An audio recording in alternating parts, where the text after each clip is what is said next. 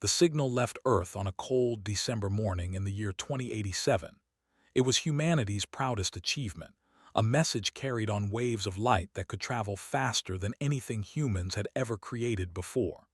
Scientists around the world celebrated as the transmission burst outward into the endless dark of space. They believed they were reaching out to make friends among the stars. They did not know that something was already watching. Deep in the outer reaches of the galaxy, far beyond where human telescopes could see, the Galactic Dominion had ruled for over 400,000 years. 12 ancient species sat on the Great Council, and they controlled every corner of known space. They had seen countless civilizations rise and fall. They had watched young species take their first steps into the void, and they had decided the fate of each one. When the human signal reached their sensors, it took only moments for them to trace it back to a small blue planet orbiting an ordinary yellow star. Admiral received the report aboard his command vessel. He was a tall creature, his body covered in hard black plates like the shell of an insect. His eyes were cold and calculating, and in his 300 years of military service, he had never once questioned the will of the Dominion. He studied the data on the primitive species called humans and felt nothing but mild curiosity. They were young, barely a few thousand years old as a civilization. Their technology was crude. Their planet was small. They posed no threat to anyone. But the Dominion had rules. Every new species must be assessed and classified. Every world must be brought under control before it could become a problem. Assembled a fleet of 50 observation vessels and set course for the planet called Earth. On Earth, a man named Shaw was working late at his research station in the New Mexico desert. Was a scientist who had spent his entire life searching for signs of life beyond Earth. He was tired and his coffee had gone cold, but something on his screen made him sit up straight. There were signals coming from near Saturn, and they were not natural. They were too organized, too precise. Something was out there, and it was getting closer. Tried to alert the authorities, but everything happened too fast. Within hours, the Dominion fleet emerged from behind the moon and took position above Earth's largest cities. Massive ships hung in the sky like floating mountains, blocking out the sun. People in the streets stopped and stared upward. Some screamed. Some prayed. Some simply stood frozen, unable to understand what they were seeing. The broadcast came without warning. Every screen on Earth, every radio, every phone suddenly showed the same image. A creature unlike anything humans had ever imagined appeared before them. High Chancellor was ancient even by Dominion standards. His pale gray skin stretched tight over a skull that was too long, his eyes black pools that held no warmth. He spoke in a voice that seemed to come from everywhere at once, translated perfectly into every language on Earth. He told humanity that they had been found. He told them that the galaxy was not empty, but full of civilizations far older and more powerful than they could imagine. He told them that Earth had been classified as a Category 2 primitive world, and that humans would be given 100 of their solar cycles to prove their worth. If they failed, they would be incorporated into the Dominion's labor caste. They would serve their betters until the end of time. The message ended, and the world fell into chaos. Governments crumbled within days. Some leaders tried to fight, launching nuclear weapons at the alien ships. The missiles never even got close. They were swatted from the sky like insects, their explosions lighting up the atmosphere in brief flashes of useless fire. Other leaders tried to negotiate, sending desperate messages of peace and friendship. The Dominion did not respond. They simply watched and waited, studying humanity like scientists studying bacteria in a dish. In Houston, Texas, a man named Daniel Harper stood on the roof of his apartment building and watched an alien vessel drift slowly across the sky. Daniel had been an engineer at NASA before everything fell apart. He had spent his life dreaming of the stars, of the day humanity would finally reach out and touch the infinite. Now the infinite had come to them, and it had come with chains. Daniel was not a soldier, he was not a hero. He was just a man who had believed in something, and now that belief had been shattered. But as he watched the alien ship pass overhead, something hard and cold settled in his chest. It was not fear. It was not despair. It was anger, pure and simple. These creatures had come to his world and told his people that they were nothing. They had looked at everything humanity had ever built and laughed at it. Daniel made a decision that night. He did not know how, and he did not know when, but he swore that humanity would never bow. They would find a way to fight back. They would prove that humans were more than just primitive animals waiting to be conquered. Across the world, others were making the same choice. In hidden laboratories and secret bunkers, scientists and soldiers began to gather. They shared information through encrypted channels that the Dominion had not yet discovered. They studied every scrap of alien technology they could find. They watched and they learned and they waited. Maria was one of them. She was a physicist working at a university in California when the aliens arrived. When her laboratory was shut down and her research was confiscated, she did not give up. She went underground, joining a network of rebels who called themselves the Forge.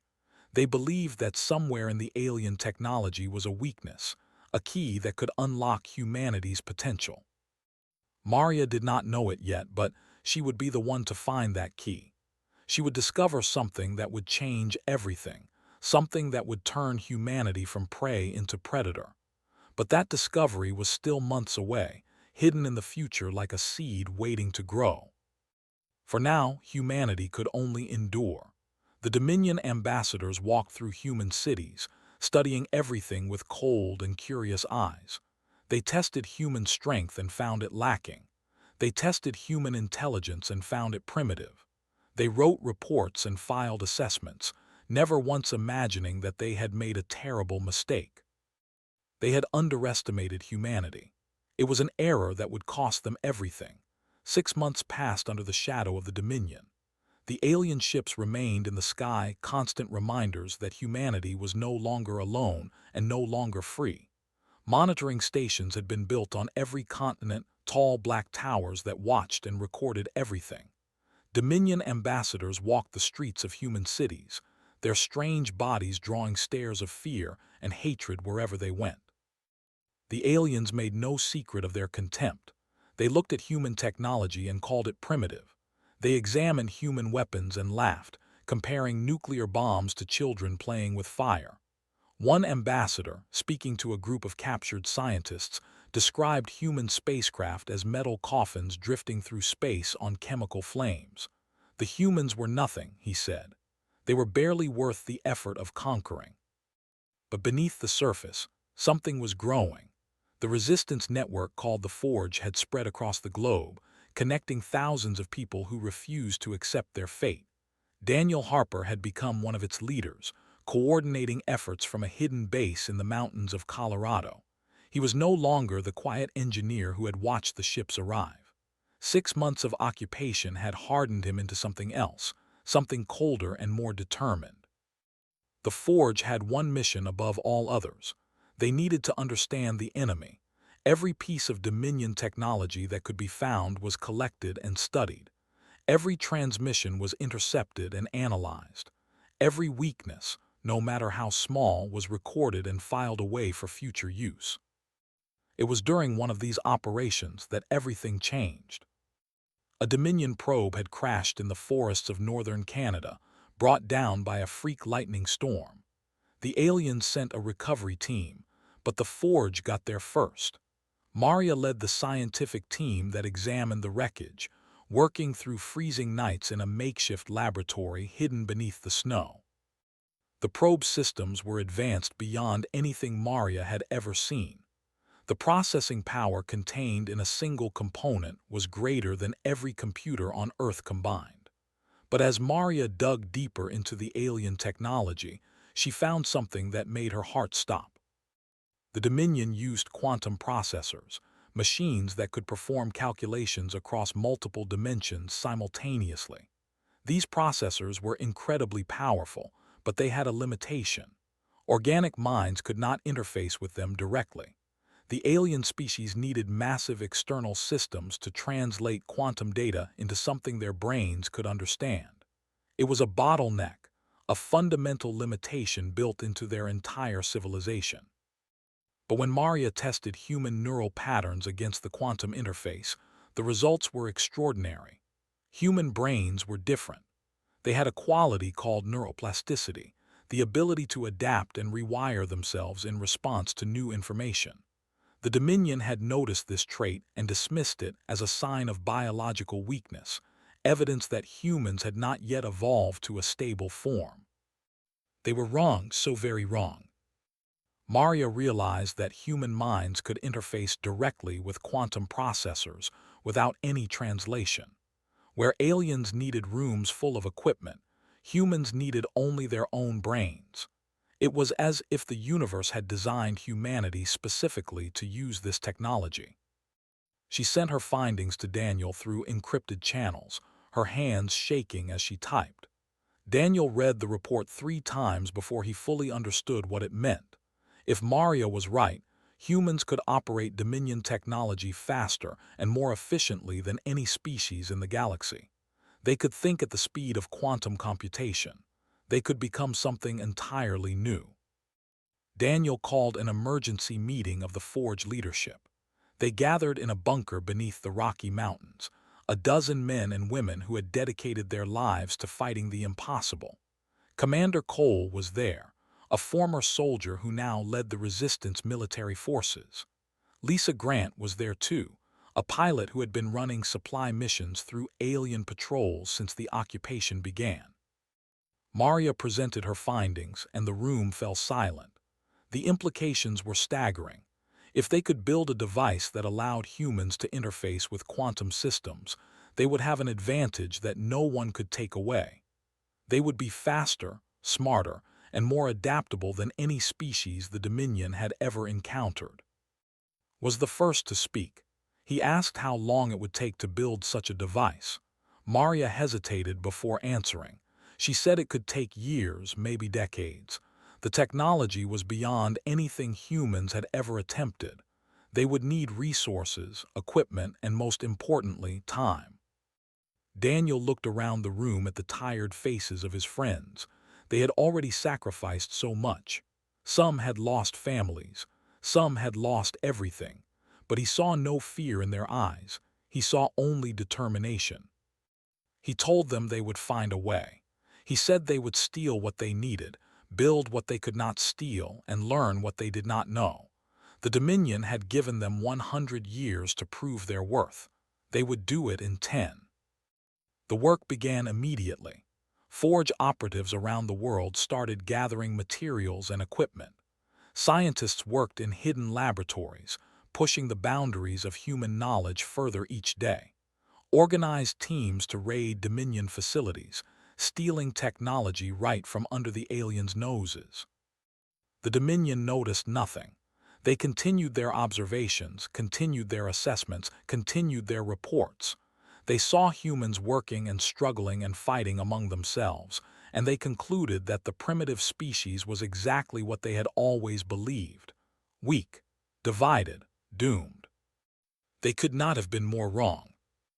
In her laboratory beneath the mountains, Maria worked without rest. She failed 100 times, 1,000 times. Components burned out and systems crashed and prototypes exploded in showers of sparks. But each failure taught her something new. Each mistake brought her closer to the answer. 18 months after the occupation began, Maria completed the first working prototype of the quantum neural link. It was small enough to fit in the palm of her hand, elegant and simple, and more powerful than anything humanity had ever created. She held it up to the light and felt tears running down her cheeks. This tiny device would change everything. This was humanity's answer to the Dominion. This was how they would fight back. The quantum neural link sat on the table like a promise waiting to be kept. Maria had tested it on computers and simulations, but they all knew that the real test would require a human subject. Someone would have to let them implant the device at the base of their skull. Someone would have to risk everything on technology that had never been tried before. The danger was real. Maria had calculated a 40% chance of fatal neural cascade, a failure that would destroy the subject's brain in seconds. She had tried to improve those odds, but the mathematics were unforgiving. 4 out of 10 people who received the implant would die. Lisa Grant volunteered before anyone else could speak. Daniel tried to stop her. He said they could find another way, find someone else, wait until the technology was safer. But Lisa just smiled and shook her head. She told him that waiting was not an option. Every day they delayed was another day the Dominion grew stronger. Every day was another day closer to the deadline that would seal humanity's fate. Supported her decision. He said Lisa was the best pilot they had, and if anyone could survive the procedure, it would be her. More importantly, if the implant worked, they would need someone who could immediately put it to use. Lisa knew how to fight. She knew how to think under pressure. She was the right choice. The surgery took place in the underground laboratory, with Maria performing the procedure herself. The room was cold and sterile, filled with equipment that hummed and blinked in the dim light. Lisa lay on the operating table, her eyes closed, her breathing steady. She did not look afraid. Maria made the incision and placed the device against the exposed tissue at the base of Lisa's skull. For a moment, nothing happened. Then the quantum neural link activated, and Lisa's body went rigid. Her eyes snapped open, but they saw nothing. Her hands gripped the sides of the table so hard that her knuckles turned white. Maria watched the monitors, her heart pounding in her chest. The readings were off the charts. Neural activity was spiking beyond anything she had ever seen. Either the implant was working, or Lisa was dying. Then suddenly everything stopped. Lisa's body relaxed. Her breathing returned to normal. Her eyes focused, and she looked at Maria with an expression of pure wonder. She said she could feel it. She said she could feel everything. Lisa sat up slowly, her gaze distant as if she were looking at something no one else could see. She reached out with her mind and touched the laboratory's computer network. It was not a physical connection. It was not typing or clicking or even speaking commands. She simply thought, and the computers responded. Within seconds, she had accessed every system in the facility. She rewrote security protocols that had taken programmers months to develop. She optimized power distribution across the entire complex. She designed 3 new propulsion systems, each one more advanced than anything humanity had ever conceived, and she did it all in the span of a single heartbeat. Maria watched in amazement. Daniel stood frozen, unable to process what he was seeing. This was not just an improvement in human capability. This was something else entirely. This was evolution compressed into a single moment. But the real test was yet to come. 2 weeks later, authorized a raid on a Dominion monitoring station on the eastern coast. It was a dangerous mission, meant to gather intelligence and disrupt alien communications. Lisa asked to lead the assault personally. She flew a fighter craft that the Forge had modified using stolen Dominion components. It was faster and more maneuverable than anything humans had built before, but it was still primitive compared to the alien interceptors that guarded the station. 3 Dominion ships rose to meet her as she approached. The alien pilots were confident. They had destroyed human aircraft before, and this one seemed no different. Their combat algorithms calculated optimal attack patterns. Their weapons locked onto the tiny human vessel. Lisa smiled and let her mind expand into her ship's systems. What happened next would be studied for generations. Lisa did not fight like a human pilot. She did not react to threats or follow tactical patterns. She thought at the speed of light, processing information faster than any organic mind had ever processed before. She saw the alien ships not as enemies but as problems to be solved, equations to be balanced. She destroyed the first interceptor before its pilot even realized she had moved. The second fell 3 seconds later, its engines torn apart by precisely targeted fire. The third tried to flee, but Lisa was already there, her ship dancing through space like it was part of her body. 90 seconds after the engagement began, all 3 Dominion interceptors were burning wreckage falling toward Earth. Admiral received the combat report aboard his command vessel. He read it once, then read it again. The data made no sense. A primitive human pilot in a primitive human ship had destroyed 3 of his best interceptors in less than 2 minutes. The tactical analysis showed movements and decisions that should have been impossible for any organic mind. For the first time in his 300 years of service, felt something cold creeping into his thoughts. It was not quite fear. It was uncertainty, which was somehow worse. He requested an immediate audience with High Chancellor to discuss what he called the human anomaly. Meanwhile, on Earth, the Forge began mass production of the quantum neural link. Maria trained teams of surgeons to perform the procedure. The success rate improved as they refined the technique, climbing from 60% to 70%, then 80%, then 90%. Within months, over 10,000 humans had received the implant. Scientists began reverse engineering Dominion technology at exponential speed, not just copying it but improving upon it. Designs that had taken alien civilizations thousands of years to develop were enhanced and upgraded by human minds in days. Daniel watched the transformation unfold and felt hope blooming in his chest for the first time since the occupation began. They were not just surviving anymore. They were not just resisting. They were becoming something the Dominion had never seen before. They were becoming a threat. High Chancellor sat in the Great Hall of the Dominion Council and listened to Admiral's report. The ancient alien's face showed no emotion, but his black eyes grew darker with each word. The humans had destroyed Dominion ships. The humans had stolen Dominion technology. The humans were changing, evolving, becoming something that had not existed before. Had ruled the Dominion for over 10,000 years. He had seen empires rise and fall. He had crushed rebellions that spanned entire star systems. He had never once felt threatened by a primitive species, and he did not intend to start now. He gave a single command: end it. The invasion fleet assembled in the darkness beyond Neptune's orbit.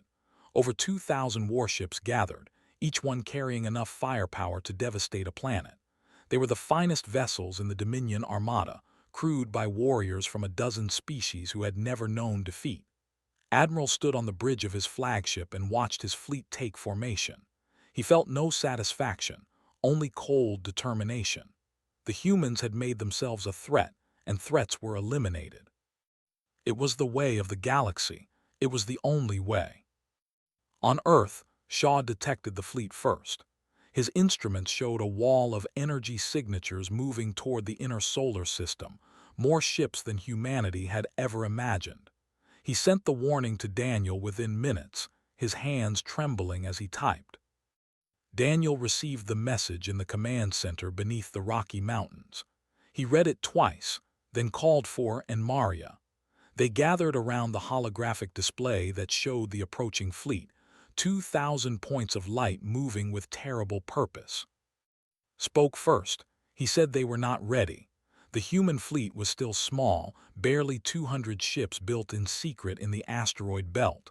They were 10 to 1. The mathematics of the battle were simple and brutal. Maria disagreed. She said the mathematics did not account for human pilots with quantum-enhanced minds. She said their ships were faster, more agile, designed by human engineers who had improved every system beyond what the Dominion thought possible. Numbers were not everything. Daniel listened to both of them and made his decision. They would fight. Running was not an option, and surrender was unthinkable. They had spent 3 years preparing for this moment. Now it was time to see if their work had been enough. The Battle of Earth's orbit began on a clear spring morning. The Dominion fleet emerged from faster-than-light travel in perfect formation, spreading across the sky like a plague of metal locusts. On the surface, billions of people looked up and saw the end of the world approaching. But between the alien fleet and the planet stood humanity's answer. Commander Cole led the defense from the bridge of the carrier Defiance. Around him, 200 ships crewed by enhanced pilots waited for his command. They were smaller than the alien vessels, less armored, less powerful, but they had something the Dominion did not. They had Lisa Grant. Lisa commanded a squadron of 20 fighters, each pilot linked to their ships through quantum neural interfaces. They did not need to communicate through radios or coordinate through tactical displays. They thought as one, moved as one, fought as one. When gave the order to engage, they surged forward like a single organism with 20 bodies. The Dominion expected the battle to be short. Their tactical computers predicted total human destruction within 30 minutes. But their computers had not accounted for pilots who could think faster than light, ships that moved like extensions of human will, tactics that emerged in real time from minds processing information at impossible speeds. Lisa's squadron tore through the first wave of interceptors like a blade through paper. They danced between energy beams and missile salvos, always moving, always adapting, never where the enemy expected them to be. Dominion pilots who had trained for centuries found themselves outmaneuvered by creatures they had dismissed as primitive animals. The battle spread across thousands of kilometers. Human ships struck at weak points in the Dominion formation, disrupting their coordination, breaking their lines. Enhanced minds identified patterns that no ordinary pilot could see and exploited them without mercy. Admiral watched his fleet crumble and felt something break inside him. This was not possible. These humans should not be able to do this. They were primitive. They were weak. They were nothing. But they were winning. In desperation, gave an order he had hoped to avoid. He commanded the deployment of a planet-killer weapon, a device that would crack Earth's crust and turn the blue world into a ball of molten rock. If the humans could not be controlled, they would be destroyed. The galaxy would not miss them. Daniel saw the weapon charging on his tactical display. It was a sphere of darkness at the heart of the Dominion flagship, growing brighter as it gathered power. In minutes, it would fire, and everything humanity had ever built would be erased. He turned to Maria. She was already working, her fingers flying across her console. For months, she had been developing a program, a quantum-coded virus designed to infiltrate Dominion systems. It was untested and dangerous. If it failed, it could expose their entire network to enemy countermeasures. But they had no other choice. Daniel placed a hand on her shoulder.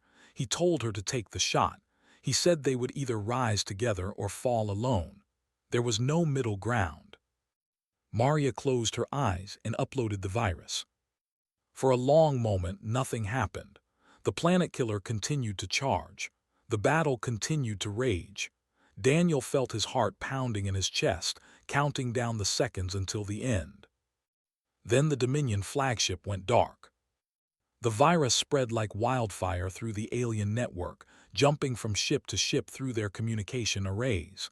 Systems crashed. Weapons went offline. Navigation failed. The Great Dominion Fleet, the pride of a 400,000-year-old empire, drifted helpless in the void. And it did not stop there. The virus used the fleet's faster-than-light transmitters to spread beyond Earth's orbit, beyond the solar system, beyond anything Maria had imagined. It reached into the very heart of the Dominion network, unlocking secrets that had been hidden for. In an instant, humanity had access to everything. Admiral stood on his powerless bridge and watched his empire unravel. He had come to conquer a primitive world. Instead, he had awakened something far more dangerous than he could have ever imagined. The humans had won. The silence after the battle was deafening. 2,000 Dominion warships drifted in Earth's orbit, their systems dead, their crews trapped inside metal shells that no longer obeyed them. On the planet below, billions of people stared at the sky and struggled to understand what had happened. They had been moments from extinction. Now they were victorious. Daniel Harper stood in the command center and watched the data streams flowing across his screens. Maria's virus had done more than disable the enemy fleet. It had opened every door in the Dominion network, unlocking secrets that had been guarded for 400,000 years.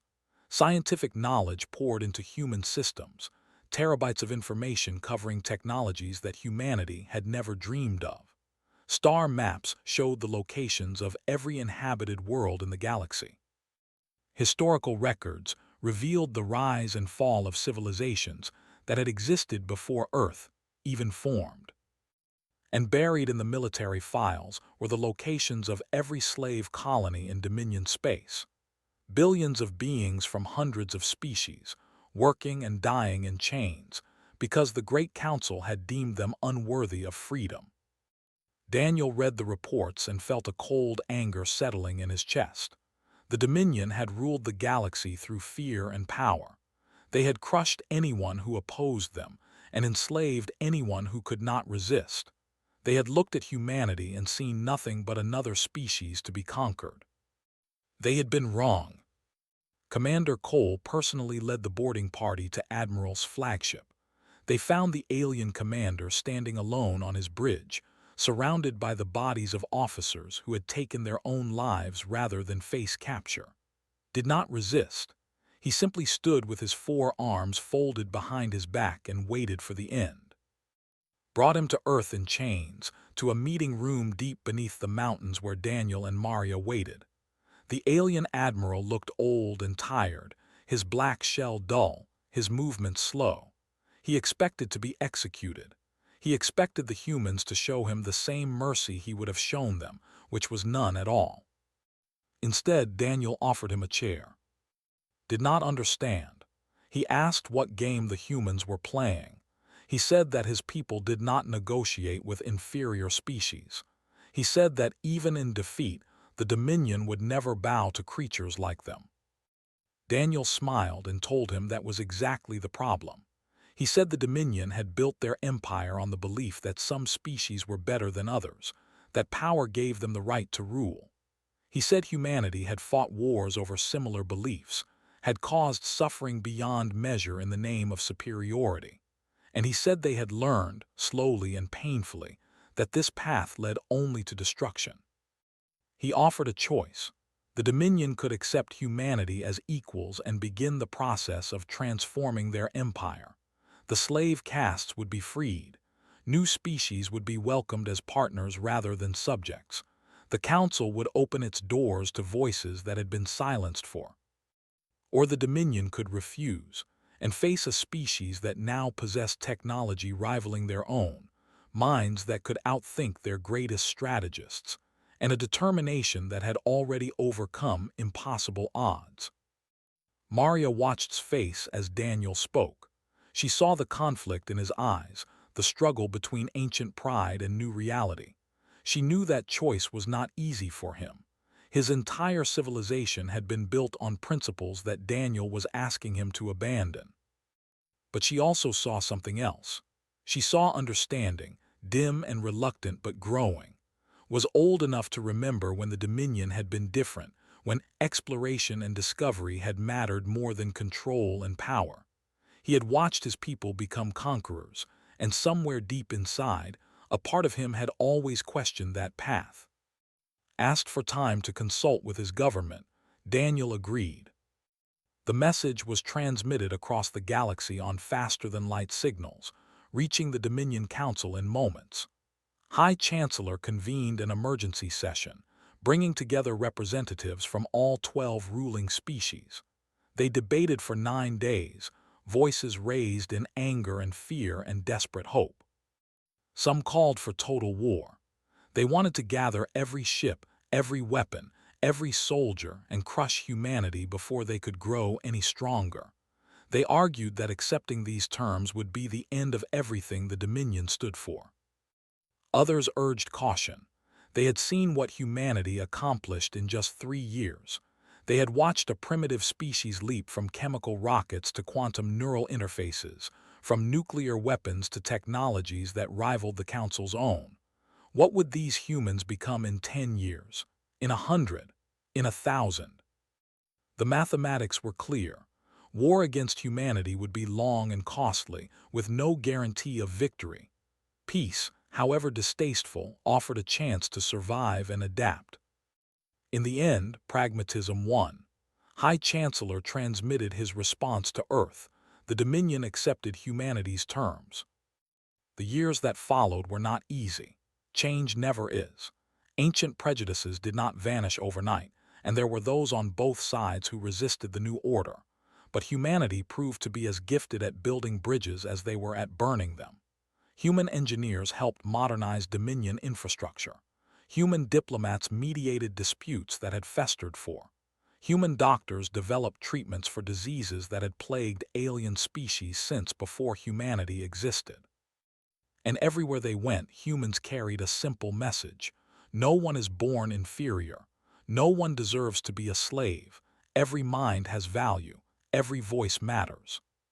50 years after the Battle of Earth's orbit, Lisa Grant stood on the bridge of humanity's first extragalactic exploration vessel.